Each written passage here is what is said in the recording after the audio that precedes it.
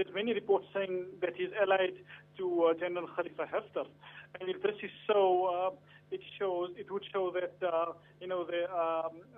it would give General Haftar some support. However, I mean, if he's backing the General National Congress, it will actually act as an inhibitor of the attempts by General Khalifa Haftar to undermine the democratic process and to stall the transition.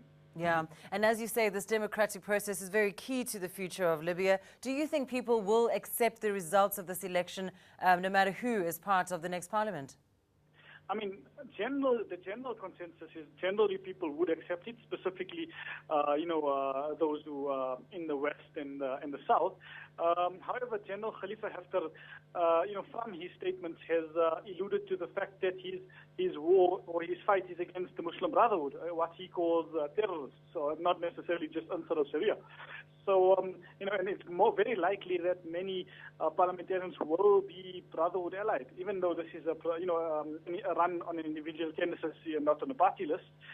And this would mean that he would continue his attempts to undermine the democratic process and to install who he feels would benefit him in power. We're already seeing, clashes are happening in eastern Libya.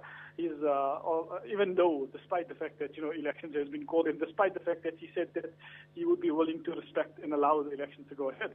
Now, Ebrahim, what do you make of Turkey evacuating its citizens because of alleged threats from Khalifa Haftar?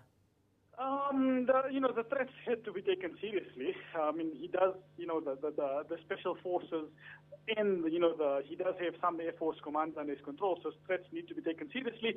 But it does show that Khalifa Haftar is attempting to gain sway with, the Saudis and Emiratis for support, because he's trying to use the crisis in Egypt as a platform to, extinguish any influence that would be counter to his interests and in favor of the Brotherhood, which Turkey and Qatar are sometimes sympathetic toward. Know more. eNCA.com